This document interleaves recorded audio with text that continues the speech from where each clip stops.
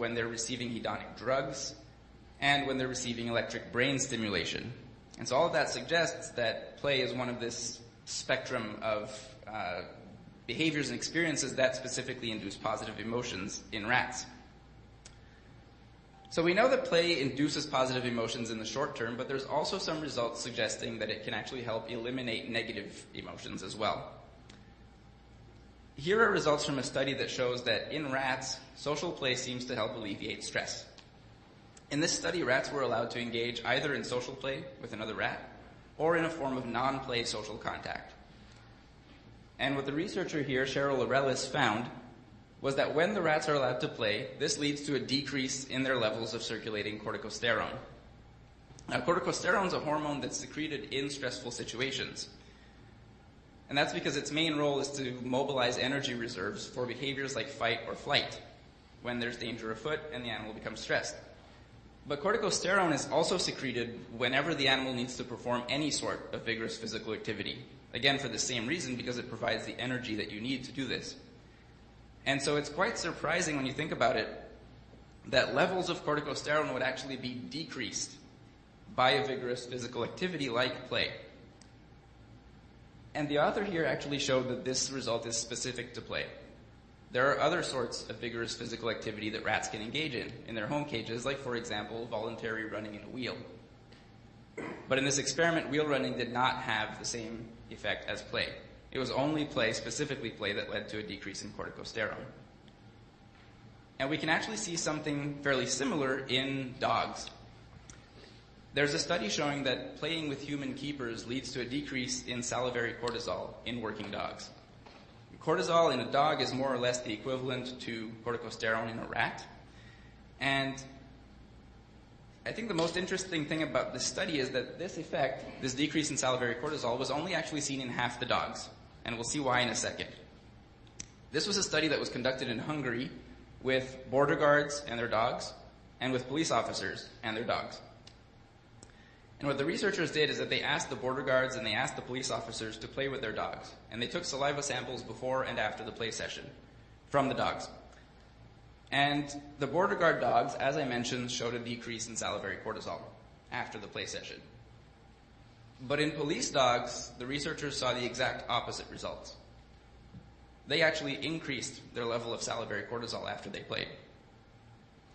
Now, thankfully, the researchers in this experiment were smart enough to examine not just the behavior of the dog during the play session, but also the behavior of the human. And what they found was that a border guard, or the border guards in this study, I don't want to generalize, tended to play with their dogs much like you or I presumably would. Throw the ball, go get it, good boy. But in contrast, the police officers tended to play very differently. Go get it. They were ordering the dogs to play. And so only one group of dogs was actually engaging. Only one group of dogs was actually engaging in what we might consider to be genuine play.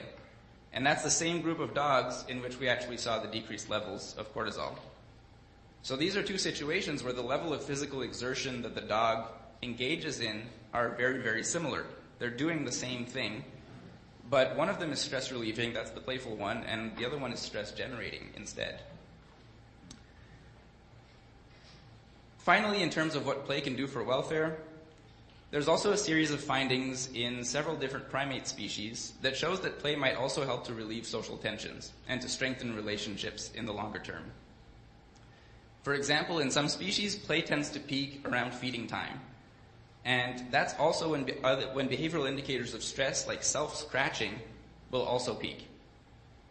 After bouts of play, these indicators of stress tend to be reduced, which mirrors what happens in the dogs and in the rats, but in this case using a specifically social type of stress.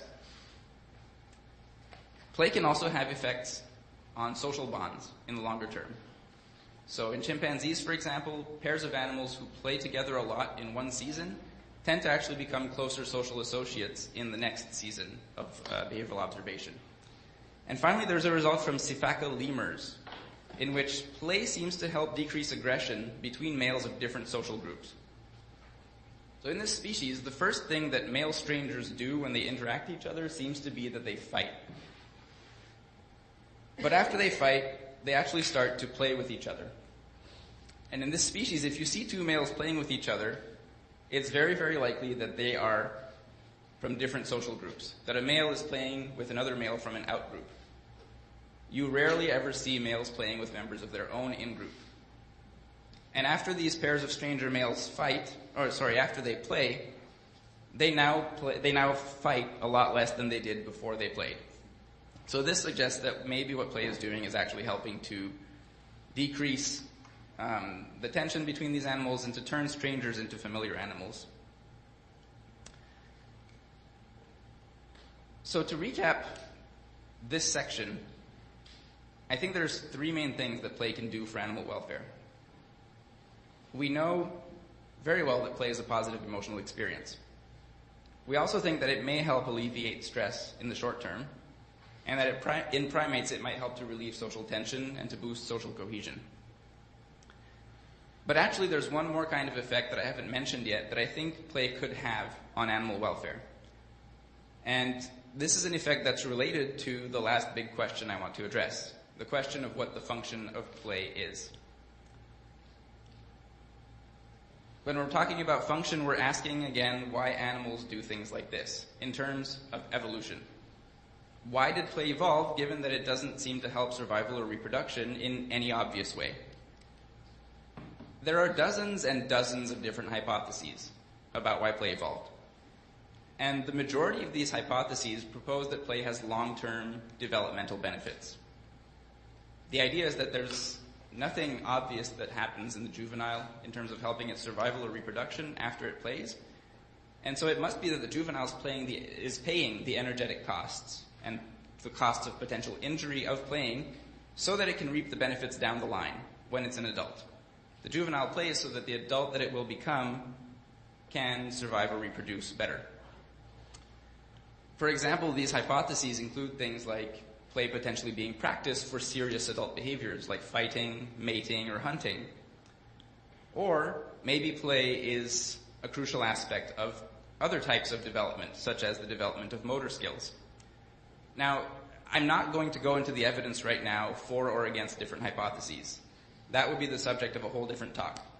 And I'm also not going to go into the methodology of how these hypotheses can be tested, because that's also a whole different talk.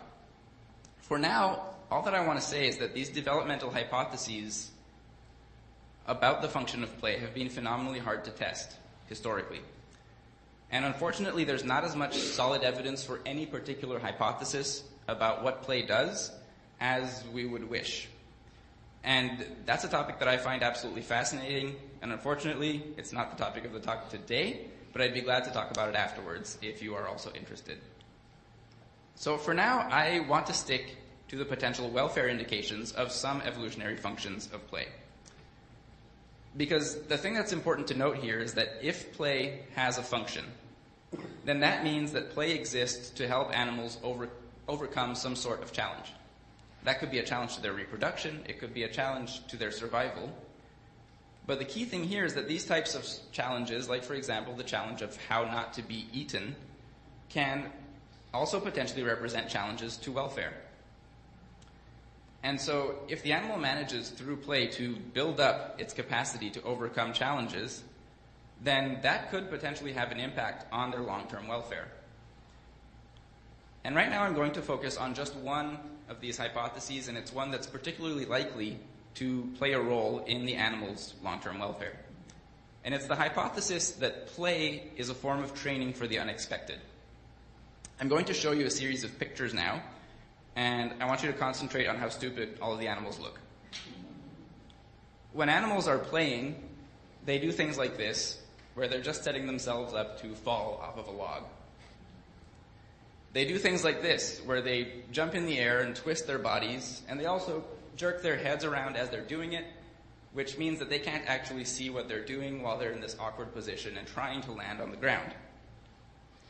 You see something similar in primates, where they'll also shake their heads, which blocks their visual input, or in some species of monkeys, they'll even just close their eyes while they're playing. You also see this in some forms of social play.